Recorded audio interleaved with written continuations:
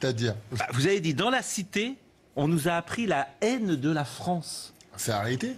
Nous, ce n'était pas la France, mais la grande borne. Notre pays, c'était la grande borne. Vous savez que personne ne dit ça en banlieue. Parce que Qui d'abord, quand vous dites on nous a appris, qui est le on? Les ensembles, les animateurs, tous ceux qui étaient autour de nous. On nous disait pas le contraire. On nous laissait dans notre délire, à toujours à se victimiser, à pleurer. On nous a toujours laissé dans ce truc-là.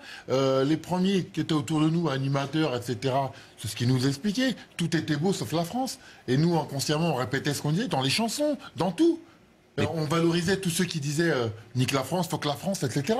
Donc on a été éduqués dans cette manière de vivre.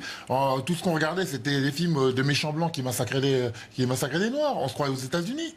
Etc., etc. Les Blancs, pour nous, c'était les Gaulois, les ceci, les cela. C'est la réalité. Mais vous vous rendez compte que personne ne dit ça. Le problème, c'est que, en fait, on a communautarisé le débat. Même le débat, on l'a communautarisé. C'est-à-dire, si vous dites pas quelque chose qui va dans le sens du vent, bah, t'es Alain Delon. Même si Alain Delon, à l'époque, on m'avait appris à ne pas l'aimer, quelque part, ce mec-là. Moi, je ne l'aimais pas. Pourquoi? Parce qu'il disait certaines vérités. Mais malheureusement, 30 ans plus tard, 40 ans plus tard, puisqu'il a 60 ans de carrière, bah c'est la réalité, ça nous revient, bah on voit bien que c'est arrivé. Vous voyez ce que je veux dire? L'immigration, les 30 glorieuses, etc., on a fait ça à la va-vite, on n'a pas réfléchi sur le long terme. Aujourd'hui, on a eu des attentats, c'est la vérité. Maintenant, il n'y a pas eu d'attentats, j'aurais parlé comme ça, on aurait dit que je suis un facho, je suis un vendu. Un bounty ou je ne sais quoi, c'est la vérité. Il faut expliquer ce qu'est un bounty parce que tout le monde ne sait pas ce qu'est un bounty. Un bounty. Un bounty, en référence. Par rapport aux films américains. Oui. C'est par rapport aux Américains. Les Américains à l'époque, il y avait un vrai racisme. Les blancs, les noirs, vous ne pouvez pas monter dans le même bus, etc., etc. Donc, celui qui faisait allégeance, c'était un lécheur de cul. C'était vrai. Mais c'est pas le cas en France. Et maintenant, on a dit ça, donc blanc égale raciste. C'est pas le cas en France. Un bounty, c'est en référence à une barre chocolatée où on est blanc à l'intérieur et noir à l'extérieur. Et ça, c'est un mot qui est utilisé pour dire c'est un bounty parce qu'en fait, il est blanc. Mais les blancs en France, ils ont leurs défauts comme partout. Il y a des racistes partout, d'accord. Mais excusez-moi, moi, depuis que je suis né ici, etc., j'ai pas été massacré, on m'a pas interdit de monter dans un bus, on m'a pas été. Et du racisme, j'en ai connu de part et d'autre. En tout cas, on va en parler avec vous ce matin parce que on va en parler avec vous ce matin. J'imagine qu'Yvan Rioufol, c'est un discours qui doit vous faire réagir. Vous êtes éditorialiste au Figaro. Bonjour. C'est un discours qu'on entend pour le moins assez peu, quasiment pas. C'est une voix, celle de. C'est en effet très rare d'entendre ce témoignage-là, mais c'est un témoignage qui est donné à l'imparfait. Je pense que c'est un témoignage qui peut s'entendre au présent. Mais j'imagine pour vous, ça doit pas être facile parce que vous devez être extrêmement attaqué, et notamment dans les cités, puisque vous dites l'exact contraire du discours traditionnel ou politiquement correct qui s'exprime. C'est pas facile, mais moi en fait je m'en fous, je pars du principe. Vous voyez, en fait j'ai été élevé là-dedans. Vous voyez, maintenant moi je me suis rendu compte j'ai été dans beaucoup de pays, j'étais partout, d'accord. Et la plupart des pays autour de nous ont beaucoup plus de problèmes, etc. Maintenant, ils se plaignent pas autant que nous. D'accord. Moi, je me suis retrouvé à devoir trouver un médecin aux États-Unis. Eh ben, la première chose qu'on m'a demandé, j'ai dit, je peux monter dans le camion. Il m'a dit non, il vaut mieux que tu prennes le taxi. Pourquoi? Parce que c'est plus cher. D'accord. Donc, vous voyez, quand vous avez des éléments de comparaison, etc., vous commencez à arrêter de parler mal de la France à tort et à travers. Bon, on va organiser un débat à ce moment-là. Dire. Ah oui, non, d'accord. Enfin, si c'est si important. On en a parlé et j'en parle, ce qui n'est pas le cas de tout le monde. C'est dans notre culture, on s'autoflagelle. On parle toujours de ce qui va mal, on parle pas de ce qui va bien. On est tout le temps en train de cracher sur nous. Quelqu'un qui met un drapeau chez lui, c'est un raciste. Celui qui dit que on peut pas accepter tout le monde, c'est un raciste, etc. Donc en fait, le débat et même Libération d'ailleurs, vous le mettez pas en une. Ça va bien. On parle toujours de ce qui va mal. Ou sinon, ça va toujours dans le même sens. C'est un peu parfois le principe du journaliste de parler des trains qui n'arrivent pas à l'heure. Ouais, ça va aussi, mais on va parler. Je sais pas, quand un policier fait une bavure, par contre, on va minorer quand des gamins font n'importe quoi toute la journée. Et voilà. C'est un peu plus compliqué que ça, c'est que les médias ont une responsabilité et qu'on entend d'habitude sur les cités et la banlieue. D'entendre ces trucs-là, et c'est vrai ce qu'il dit, c'est de l'angélisme. À un moment donné, si on fait pas l'impôt, si on continue avec vos trucs, on accepte, on peut pas refuser tout le monde, on peut pas accepter tout le monde. C'est la réalité. Maintenant, non mais attendez, maintenant vous êtes en train lui quand il dit quelque chose, quand il dit quelque chose qui va pas dans votre sens, c'est un facho, c'est ceci, c'est un cela. En gros c'est ça. Oui, FN, nanani, bon, c'est pas vrai. Le problème, écoutez, si l'immigration, non mais c'est pas, non. il n'a pas dit que c'était un facho, il dit qu'il était porte-parole de certaines idées de l'extrême droite. C'est pareil, c'est le même truc. On le dit moins vulgaire. Geoffrin est l'allié de l'extrême droite, mais quand on s'en aperçoit, il sera trop tard. C'est moins vulgaire, mais c'est la même chose. Mais à force de parler comme ça, de ne pas dire la vérité, les années 70, les 30 glorieuses, on est arrivés, etc. Les gens étaient mal reçus. Qu'est-ce qui se passe 30 ans après? Qu'est-ce qui se passe 30 ans après? Donc à un moment donné, si on dit rien là, on accepte tout le monde, on dit rien, on ne surveille pas. Il y a des gens qui demandent l'asile là en ce moment-là, qui demandent l'asile. Moi j'ai regardé ça vite fait, là, je me suis renseigné vite fait.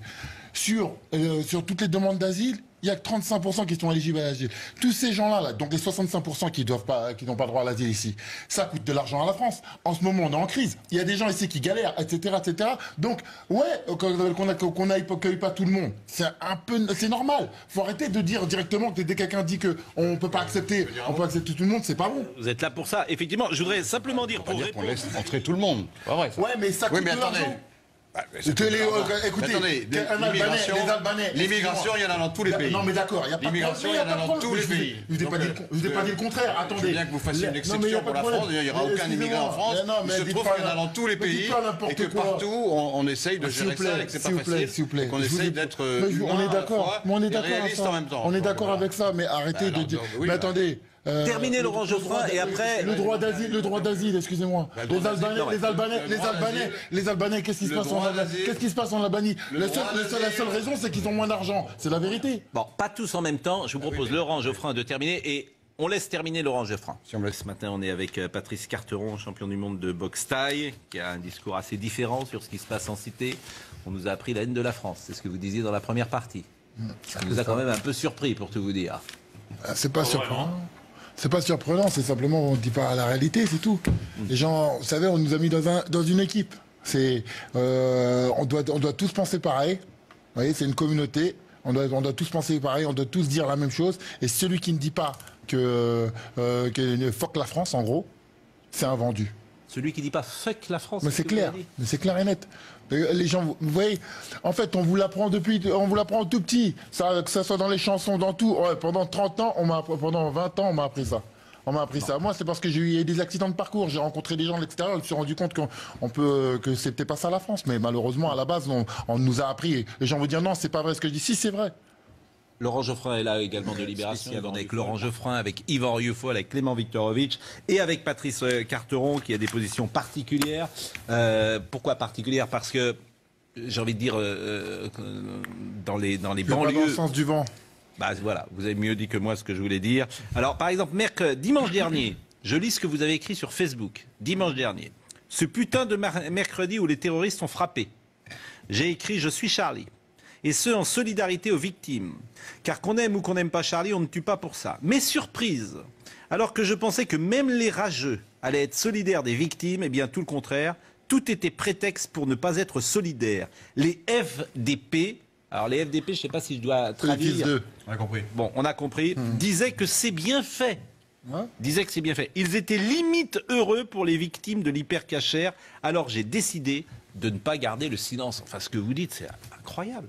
C'est la triste réalité. Les gens, en fait, aujourd'hui, tant que ça ne concerne pas leur communauté, pour eux, en fait, pour moi, ma communauté, c'est la France. Peu importe qu'on n'ait pas du même avis, peu importe, s'il arrive quelque chose, c'est notre patrie. Mais pour la plupart des gens, non. Si ça ne concerne pas la communauté maghrébine ou la communauté africaine, ça ne les regarde pas. Et ils ont un avis tranché. Quand je leur disais, moi, j'étais choqué. Je ne pensais pas que les gens allaient réagir de cette manière-là. Quand il y a eu Je suis Charlie, je l'ai mis sur mon mur. Le premier jour, j'ai été insulté tous les noms. Je dis, mais comment ça se fait? Ils ont été assassinés gratuitement alors qu'ils allaient chercher des trucs pour leur rite religieux.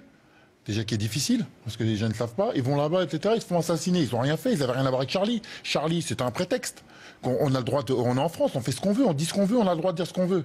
Donc à un moment donné, on les aime pas. Moi, j'aime pas tout ce qu'ils disent, mais parfois ils ont raison, parfois ils ont tort, mais c'est pas pour cette raison que je vais les assassiner. Et quand je vois que 90% des gens avec qui je parlais disaient fuck Charlie, alors que j'ai dit mais attends, il y a des gens qui étaient assassinés, donc c'est disproportionné. Et que je vois que ils étaient tous, ils restaient sur leur position. Je dis mais en fait vous êtes des crapules. Il n'y a pas d'autre mot. Vous êtes des crapules. Vous êtes des merdes. Et cette mentalité-là, je la connais depuis tout petit. Et ça m'agace. Donc à chaque fois je dis ce que j'ai à dire. que ça plaise ou non. Alors évidemment, quand c'est Yvan Rioufol qui le dit, il est insulté, on le traite de raciste et de tous les dons.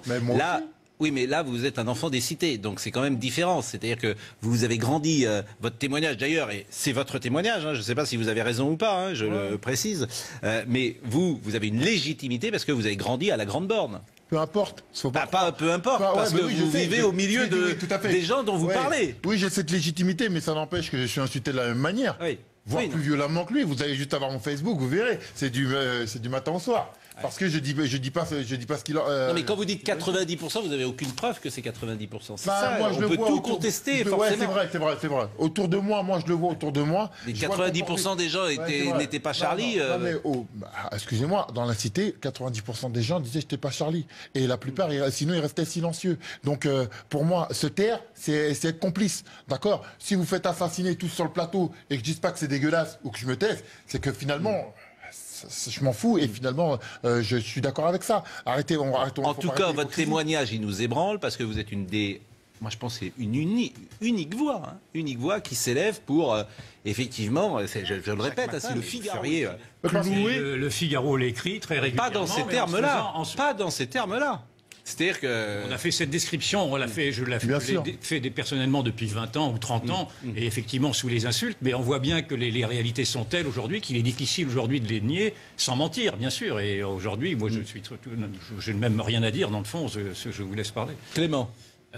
Très rapidement, mais sur l'attentat de Charlie. Moi, à ce moment-là, j'étais prof à l'université de Villetaneuse, à l'université Paris 13. Donc j'ai vécu aussi cet événement de la banlieue avec certes une population particulière puisque ce sont des étudiants dans le supérieur. Donc bon, et j'avais organisé au lendemain de l'attentat. Je banalise un de mes cours et je dis à mes étudiants on va pas parler de théorie politique, c'est pas le moment. Enfin, ou plutôt si, mais on va organiser un cours sur la liberté d'expression. Et j'en parle avec mes étudiants et je pensais faire cours aux citoyens de manière citoyenne. Je pensais que tout irait de soi et en fait c'était pas le cas. Et j'avais effectivement dans mon amphi pas 90%. Alors j'avais aucun étudiant qui m'a dit c'est bien fait pour eux. On l'a entendu un peu ça, mais moi, tel que je l'ai perçu, c'était quand même une voix très minoritaire. Par contre, ce qui était effectivement une voix, je ne sais pas si elle était majoritaire, c'était pas 90%. Ouais, pas 90%, mais clairement, la plus bruyante. Clairement, on l'entendait. C'était des étudiants qui disaient, mais moi, je ne peux pas dire je suis Charlie, parce que, disait-il, Charlie est un journal islamophobe qui a critiqué le prophète, et pour moi, c'est inenvisageable de dire ça, et il y a quand même un respect à avoir. C'était ça la ligne. Et moi, je leur disais, mais oui, mais vous savez, je suis Charlie. En fait, Charlie, c'est une métonymie pour dire je soutiens la liberté d'expression. Et le slogan a été mal choisi. Je pense qu'aujourd'hui, tout le monde en est d'accord. Et là où il aurait dû être rassembleur, il a été clivant. Tout le monde a bien compris ce que vous dire je suis Charlie. J'ai jamais acheté Charlie Hebdo de ma vie. Moi je trouve très bon le slogan, pardonnez-moi, voilà, je trouve excellent. Je suis Charlie, c'est un bon slogan. En fait, on a trouvé un prétexte pour pas être solidaire. Faut arrêter de chercher à dire non parce qu'en fait non c'est pas vrai. Parce que quand il y a eu l'hypercachère, c'était 2 jours après. Qu'est-ce que l'hypercachère avait à voir à faire avec les caricatures? Aucune, rien. Et pourtant, ils ont pas été solidaires. Personne n'a été solidaire.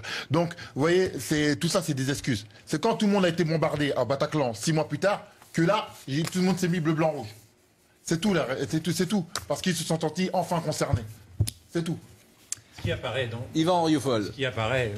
Mais bon, c'est comme une évidence pour moi de le dire, mais ça ne l'est pas pour d'autres, c'est qu'il y a maintenant depuis 20 ans, 30 ans, une contre-société qui s'établit, qui se consolide et qui ne partage pas les mêmes valeurs ni même la même civilisation que la société d'accueil. Et ceci porte maintenant des risques de friction, voire des risques d'affrontement civil, voire même des risques de guerre civile. J'ai écrit un livre là-dessus il y a 2 ans. Alors ça, c'est la fameuse thèse de Zemmour qui est persuadé que ça se terminera... c'est pas la fameuse thèse de Zemmour, c'est la thèse de beaucoup de ceux qui sont réalistes et qui voient bien qu'il y a une telle... C'est pas la thèse de Laurent Geoffrin.